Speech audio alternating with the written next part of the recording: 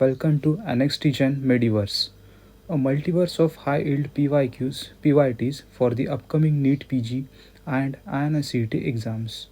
I feel very special because it's my first video on the YouTube, and as I know the hardships, the struggles which every aspirant faced during his preparation phase. So I thought I could help a little, which will give you a active recall about all the PYQs and the PYTs which are repeatedly asked in the exams. In addition to solving the MCQs and reading, just watching a video on the YouTube gives you an active recall. These videos might not be perfect, but I tried my best to maintain a good quality, and I'm consistent with the knowledge of the PYQs and the PYTs. So I hope this will be helpful. Now we will be discussing the interesting and the crucial topic with a lot of drugs which will be the core to the systemic pharmacology, that is ANS, autonomic nervous system. Since it functions on its own and it cannot be controlled voluntarily, so it is named as autonomic nervous system. Under the autonomic nervous system, we have a classification of the parasympathetic nervous system and a sympathetic nervous system. Okay. Under the In the parasympathetic system, we have a major neurotransmitter that is released is the acetylcholine, and in the sympathetic system, the major neurotransmitter that is released is the noradrenaline. Okay, except we have the sweat glands where the neurotransmitter that is released is the acetylcholine. Now let's move to the parasympathetic system. Okay, now as I said, the parasympathetic system, it is also known as cholinergic system. Why? Because the acetylcholine is the main neurotransmitter that is released.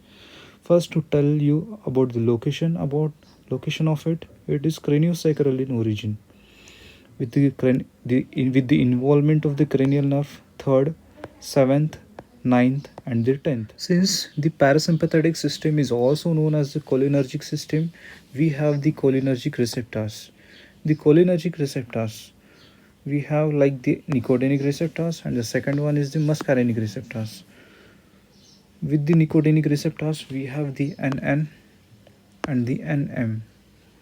NN, which are present in the ganglia, and for it is neuronal. Okay, so neuronal means it is present in the ganglia, and M for it is muscle, so it is present in the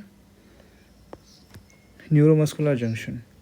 Okay, and with the muscarinic receptors, the muscarinic receptors are mainly of three types, that is M1, M2, and the M3. So the location is the most important. The M1. First we have the M1 receptors which are present mainly in the stomach, the M2 which is present in the heart, and the M3 which are present in the other organs or the systems of the body like the bronchus, GIT, the bladder, the glands, or the pupils. Okay, now let's know the function of each of these receptors.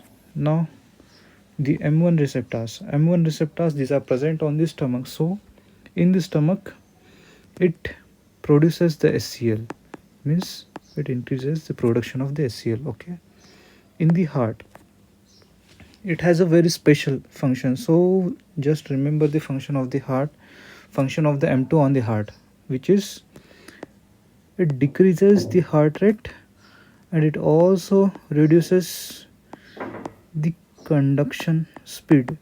Okay, and in the bronchus it causes bronchoconstriction.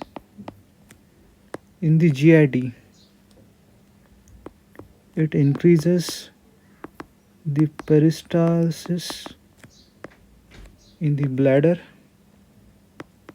it increases the contraction of the bladder, and in the glands it increases the secretions. With the pupil it leads to the meiosis of the pupil. Okay, so with the parasympathetic system we have the cholinergic drugs and the anticholinergic drugs. The cholinergic drugs, these are also known as parasympathomimetic drugs. Okay, they are again classified as directly acting and the indirectly acting. The directly acting cholinergic drugs, they activate the cholinergic receptors directly, so they mimic the effect of the acetylcholine. Mimic the effect of acetylcholine. Okay, and the indirectly acting drugs, they inhibit the enzyme called as acetylcholine esterase, so they indirectly increase the production of acetylcholine or the release of acetylcholine. Okay, so under the directly acting we have the esters and the alkaloids. In the esters we have like the acetylcholine, the buthanol, the methacholine and the carbachol. Okay, under the alkaloids we have the drugs like the pilocarpine and the muscarine. And under the indirectly acting we have the reversible acetylcholinesterase inhibitors and the irreversible acetylcholinesterase inhibitors. Actually, to speak, these irreversible acetylcholinesterases, these are not used clinically, while the reversible acetylcholinesterases, these are used clinically. Okay, these are not used. This is due to its toxicity. Under the reversible acetylcholinesterases, the drugs are like the physostigmine. The physostigmine, which is mainly used for the atropine poisoning. It is the drug of choice for the atropine poisoning. Okay, and the next one is in the glaucoma. And other drugs like the donepezil, galantamine, rivastigmine, these are used in the Alzheimer's disease. Okay, and the other drugs like the neostigmine and the pyridostigmine, these are used in the treatment of myasthenia gravis. And for the diagnosis, the drug that is used is edrophonium. While the irreversible acetylcholinesterases, these are mainly the organophosphates. Okay, and the drugs like the malathion, propixir, sarin and the other drugs. While the carbamates, they are mainly the carbaryl and the propixir. Okay, now under the anticholinergic drugs, these anticholinergic drugs, these are also known as parasympatholytic.